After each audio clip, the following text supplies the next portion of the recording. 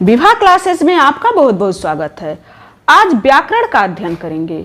मैंने देखा कि व्याकरण बच्चे समझ नहीं पाते हैं, उनको इनमें पढ़ने की रुचि नहीं रहती है, बोरिंग सब लगता है उनको व्याकरण। या तो उनको अच्छे ढंग से पढ़ाया नहीं जाता हो, या तो बच्चे को व्याकरण बहुत कठिन लगता हो।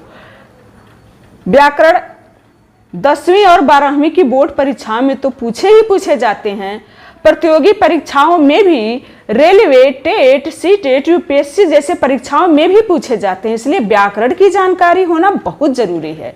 तो मैं आपको सारा व्याकरण काफी सहज सरल तरीके से पढ़ाऊंगी ताकि आपको अच्छे से समझ में आ जाए और इसमें कोई दिक्कत न रहे। आपको बस इतना करना है, मेरा वीडियो देखिए और इसे सब्सक्राइब करिए। आज पढ़ेंगे रचना के आधार पर वाक्य का भेद। 10वीं क्लास का व्याकरण यहीं से शुरू होता है, तो हम यहीं से स्टार्ट करते हैं। धीरे धीरे तो फिलहाल मैं आपको पूरा व्याकरण ही पढ़ाऊंगी। रचना के आधार पर वाक्य के भेद। वाक्य क्या है? जिस वाक्य का भेद हम जानना चाहते हैं वो वाक्य है क्या? शब्दों का ऐसा सार्थक मेल जो व्याकरण की दृष्टि से व्यवस्थित हो और अपने आशय प्रकट कर सकने में समर्थ हो। वाक्य व्याकरण की दृष्टि से व्यवस्थित होनी चाहिए। जैसे मेरा भाई खेलने गया, अशोक महान राजा था, रमेश के कुत्ते का रंग काला है। ये सब व्याकरण की दृष्टि से व्यवस्थित है, अपना आशय प्रकट कर रहा है। इसी को यदि हम उल्टा सीधा शब्दों में रखें कि काला है रमेश कुत्ता का रंग, तो ये अपना आशय नहीं प्रकट कर पा रहा है। इसलिए व्याकरण की दृष्टि से व्यवस्थित होना चाहिए। शब्दों का मेल तो होना ही चाहिए, वाक्य में शब्दों का मेल तो होना ही चाहिए, लेकिन व्याकरण की दृष्टि से व्यवस्थित हो और अपना आशय प्रकट कर सकने में सफल हो। वाक्य के मुख्य अंग कर्ता और क्रिया होते हैं। वैसे तो वाक्य के कई अंग हैं, लेकिन मुख्य अंग कर्ता और क्रिया है। बिना इसके वाक्य बन ही नहीं सकते। इसमें से एक यदि हटा दिया जाए तो शब्द बनकर रह जाएगा। जैसे मेज है, वाक्य है, लेकिन कोई एक शब्द हटा दें तो ये शब्द बनकर रह जाएगा, वाक्य नहीं बनेगा। वही मेज है, वाक्य हो गया। मेज है, किताब है, तुम पढ़ो, राधा गाओ। इसके अतिरिक्त वाक्य के अन्य अंग होते हैं। अंग भी कहते हैं, घटक भी कहते हैं, अवयव भी कहते हैं। तो वाक्य के अन्य अवयव हैं, अंग हैं, चाहे जो कुछ कहिए। विशेषण, क्रिया विशेषण, कारक, सर्वनाम, संज्ञा विशेषण इत्यादि। तो ये हो गया वाक्य के बारे में जानकारी। अब आपको समझ में आ गया है कि वाक्य क्या है। अब जो हमको पढ़ना है उसकी तरफ चलते हैं। रचना की दृष्टि से वाक्य के भेद। रचना की दृष्टि से वाक्य के 3 भेद होते हैं। पहला सरल वाक्य, दूसरा संयुक्त वाक्य, तीसरा मिश्रित वाक्य। सरल, संयुक्त, मिश्रित। सरल वाक्य क्या है? जिस वाक्य में एक ही मुख्य क्रिया हो, एक ही मुख्य क्रिया हो, ध्यान दीजिए, एक ही मुख्य क्रिया हो, उसे सरल वाक्य कहते हैं। से सवेरा हो गया, माधुरी गाना गा रही है, अजय रोहित से मिलता हुआ दिल्ली जाएगा।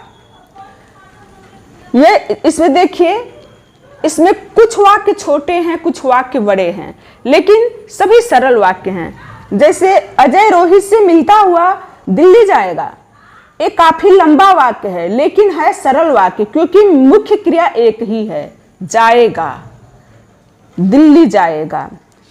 तो ये सरल वाक्य में आ गया, क्योंकि मुख्य क्रिया एक ही है।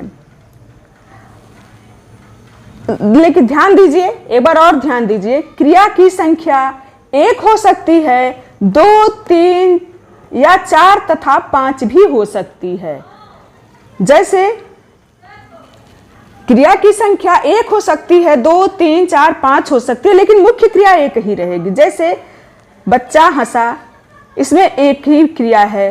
दूसरा, तुम बाजार जाते हो, जाते हो 2 क्रिया हो गई। अनीता हंसती खेलती है, हंसती खेलती है 3 क्रिया है। वह दौड़ता जा रहा था, दौड़ता जाना रहा था 4 क्रिया हो गई। अजय गाता चला जा रहा होगा, गाता चला जाना रहा होगा। इसमें 5 क्रिया हो गई। तो क्रिया कई हो सकती है लेकिन मुख्य क्रिया एक ही रहेगी। इसमें मुख्य क्रिया एक है, बाकी तो सब सहायक क्रिया है। मुख्य क्रिया एक है, इसीलिए ये सरल वाक्य होता है। सरल वाक्य में क्या होता है? एक उद्देश्य होता है, एक विधेय होता है। तो विधेय एक होना चाहिए, विधेय एक होना चाहिए। उद्देश्य कई हो सकते हैं, विधेय एक होना चाहिए, मुख्य क्रिया एक होनी चाहिए। सरल वाक्य में उद्देश्य 2 या 3 भी हो सकते हैं पर विधेय एक ही रहेगा। जैसे मैं दिल्ली गया, मैं और मेरा भाई मित्रों के साथ खेलने गया। मेरा भाई मित्रों के साथ खेलने गया, देखिए इसमें कई उद्देश्य हैं। मैं, मेरा भाई, मित्र, उद्देश्य कई हैं लेकिन विधेय एक है। विधेय एक होना चाहिए, एक, इसी को रटिए। मुख्य क्रिया एक होनी चाहिए। वाक्य कितना भी लंबा रहे, वाक्य आपका कितना भी लंबा रहेगा, मुख्य क्रिया यदि एक होगी तो वह सरल वाक्य कहाएगा। अब सरल वाक्य आपको समझ में आ गया होगा। काफी सरल वाक्य में कहीं कोई दिक्कत नहीं है, मुख्य क्रिया एक होनी चाहिए। अब आइए पढ़ते हैं दूसरा भेद क्या है? संयुक्त वाक्य। संयुक्त वाक्य क्या है? जहां 2 या 2 से अधिक स्वतंत्र वाक्य किसी योजक शब्द द्वारा 2 या 2 से अधिक स्वतंत्र वाक्य योजक शब्द द्वारा आपस में जुड़े हुए होते हैं, वे संयुक्त वाक्य कहलाते हैं। ये योजक शब्द कौन कौन से हो सकते हैं? कई हो सकते हैं, कुछ के नाम है इसमें। और, अतः, किंतु, परंतु, नहीं तो, अन्यथा इत्यादि।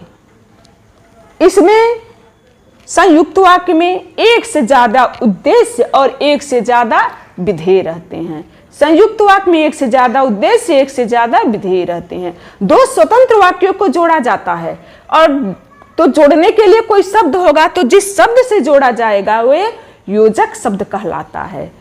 2 स्वतंत्र वाक्य को जिस शब्द द्वारा जोड़ा जाता है वे योजक शब्द कहलाता है। जैसे बरसात हुई और हम भीग गए। बरसात हुई एक वाक्य है, बरसात हुई अपने आप में पूर्ण वाक्य है, कंप्लीट वाक्य है। हम भीग गए, ये भी अपने आप में पूर्ण वाक्य है, लेकिन दोनों वाक्यों को और के द्वारा जोड़ दिया गया तो एक पूरा वाक्य बन गया, एक ही वाक्य बन गया। बरसात हुई और हम भीग गए, तो और द्वारा जोड़ा गया तो और क्या हो गया? योजक शब्द। मोहन बीमार है इसीलिए वह स्कूल नहीं गया। मोहन बीमार है एक पूर्ण वाक्य है, वह स्कूल नहीं गया ये भी एक स्वतंत्र वाक्य है, लेकिन इसको इसलिए योजक शब्द द्वारा जोड़ दिया गया। मोहन बीमार है इसीलिए स्कूल नहीं गया, इसीलिए योजक शब्द द्वारा जुड़ा, संयुक्त वाक्य हो गया। उसने तेज दौड़ लगाई किंतु गाड़ी न मिल सकी। उसने तेज दौड़ लगाई किंतु गाड़ी न मिल सकी। उसने तेज दौड़ लगाई अपने आप में पूर्ण वाक्य है, गाड़ी न मिल सकी ये भी पूर्ण वाक्य है, लेकिन योजक शब्द किंतु द्वारा जोड़ दिया कर एक वाक्य बना दिया गया तो ये संयुक्त वाक्य है, क्योंकि दोनों वाक्यों को जोड़ा गया है, दोनों वाक्यों को जोड़ा गया है किंतु द्वारा। बरसात आ गई वरना मैं जीत जाता।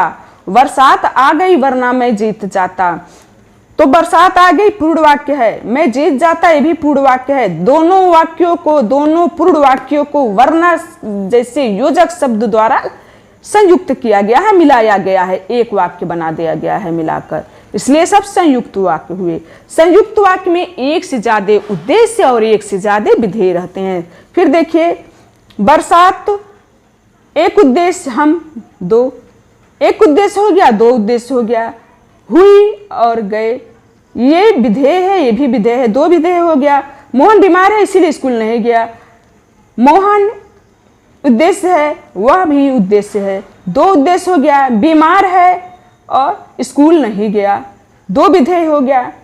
एक से ज्यादा उद्देश्य हो गया, एक से ज्यादा विधेय। उसने तेज दौड़ लगाई किंतु गाड़ी न मिल सकी, उसने उद्देश्य हो गया, गाड़ी उद्देश्य हो गया, 2 उद्देश्य हो गया। तेज दौड़ लगाई न मिल सकी ये 2 विधेय हो गया। बरसात आ गई वरना मैं जीत जाता। बरसात एक उद्देश्य, मैं दूसरा उद्देश्य, 2 उद्देश्य हो गया। आ गई विधेय, जीत जाता विधेय, दो विधेय, दो उद्देश्य दो विधेय। तो संयुक्त वाक्य में एक से ज्यादा उद्देश्य, एक से ज्यादा विधेय और दो स्वतंत्र वाक्यों को योजक शब्दों द्वारा जोड़ा जाता है, उसे संयुक्त वाक्य कहते हैं। आ गया समझ में। अब आ गया आपका मिश्र वाक्य।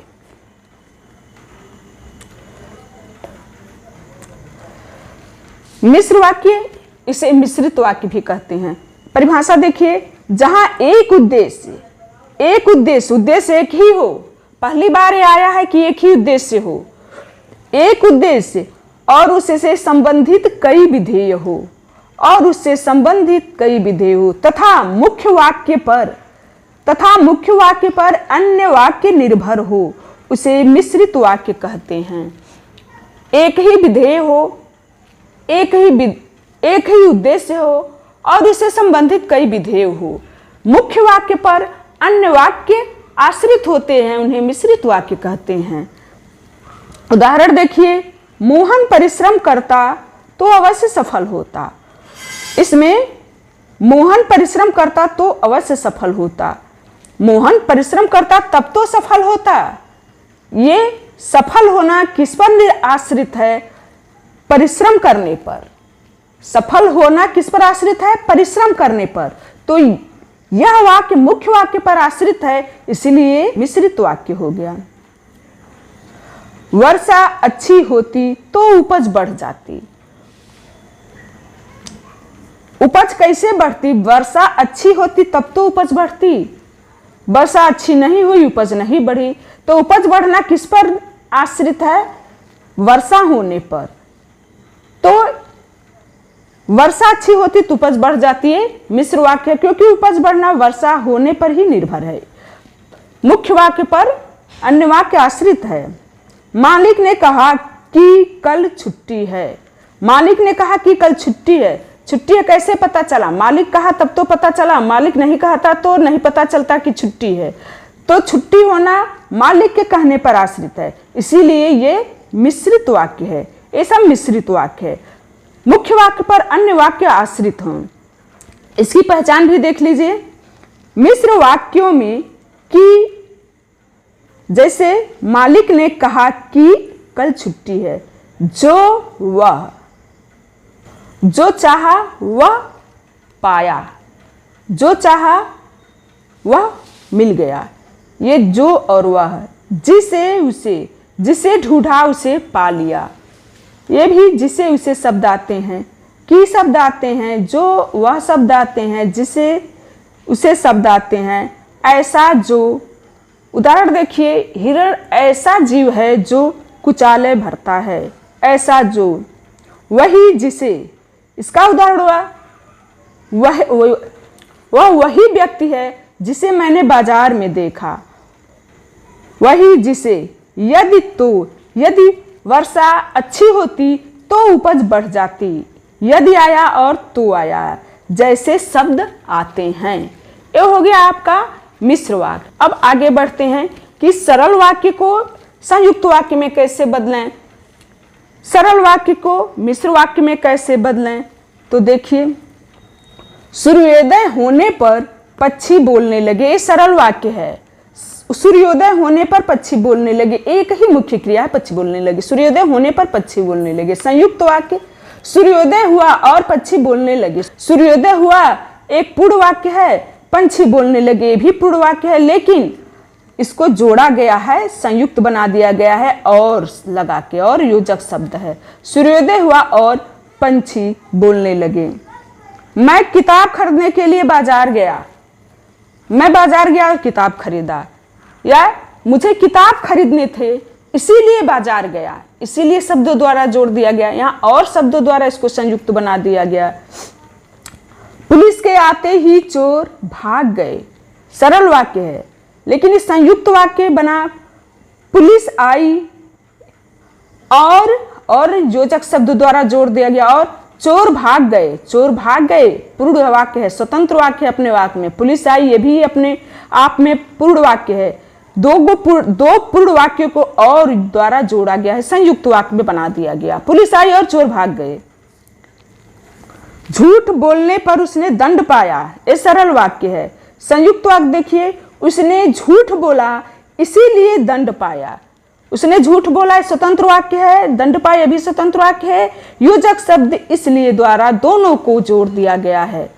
उसने झूठ बोला इसीलिए दंड पाया, संयुक्त वाक्य में बदल गया। सरल वाक्य से संयुक्त वाक्य में बदल गया। मजदूर को अपनी मेहनत का लाभ नहीं मिलता, सरल वाक्य है।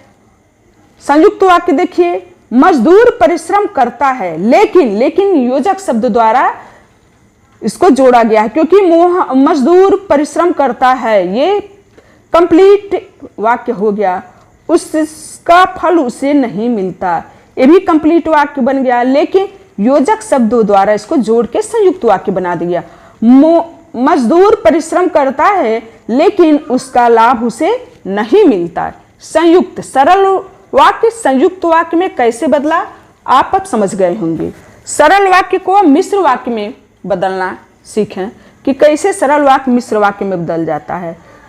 जिस वाक्य को मैंने संयुक्त वाक्य में बदला, उसी वाक्य को अब मैं मिश्र वाक्य में बदलूंगी। सूर्योदय होने पर पक्षी बोलने लगे, सरल वाक्य है। मिश्र वाक्य देखिए, जैसे ही सूर्योदय हुआ वैसे ही पंछी बोलने लगे, जैसे वैसे। पंछी का बोलना सूर्योदय होने पर निर्भर है। पंछी का बोलना सूर्योदय होने पर आश्रित है। सूर्योदय नहीं हुआ तो पंछी नहीं बोलते। तो ये मिश्र वाक्य हो गया, क्योंकि पंछी का बोलना सूर्योदय होने पर आश्रित है। सरल वाक्य है, सूर्योदय होने पर पंछी बोलने लगे। मिश्र वाक्य में जैसे ही सूर्योदय हुआ वैसे ही पंछी बोलने लगे। किताब खरीदने के लिए बाजार गया, सरल वाक्य है। मिश्रित वाक्य, चूंकि मुझे किताब खरीदने थे इसीलिए बाजार गया। चूंकि मुझे किताब खरीदना था इसीलिए बाजार गया। चूंकि और इसीलिए बाजार क्यों गया, किताब खरीदना था। किताब खरीदना नहीं रहता बाजार नहीं जाता। ये वाक्य इस वाक्य पर आश्रित हो गया, मिश्रित वाक्य में बदल गया सरल वाक्य। पुलिस के आते ही चोर भाग गए, मिश्रित वाक्य देखिए। पुलिस जैसे ही आई वैसे ही चोर भाग गए। चोर भाग गए, पुलिस के जैसे ही पुलिस आई वैसे ही चोर भाग गए। पुलिस नहीं आती, चोर नहीं भागते। तो ये वाक्य पहले वाक्य पर, मुख्य वाक्य पर आश्रित है। देखिए, जैसे वैसे शब्द का भी इसमें प्रयोग किया गया है। जैसे वैसे, चूंकि इसलिए, ये शब्द भी आए हैं। चूंकि इसलिए, जैसे वैसे। फिर ये मुख्य वाक्य है जिस पर कि अन्य वाक्य चोर भागना निर्भर है पुलिस आने पर। पुलिस आई तब तो चोर भागे, पुलिस नहीं आती चोर नहीं भागते। तो चोर का भागना पुलिस के आने पर आश्रित है, इसलिए मिश्रित वाक्य है। सरल वाक्य मिश्रित वाक्य में बदल गया। मेरे पिताजी पलंग पर लेटे हैं, देखिए इसका मिश्रित वाक्य देखिए। मेरे पिताजी वे हैं जो पलंग पर लेटे हैं। वे और जो आया, मेरे पिताजी वे हैं जो पलंग पर लेटे हैं।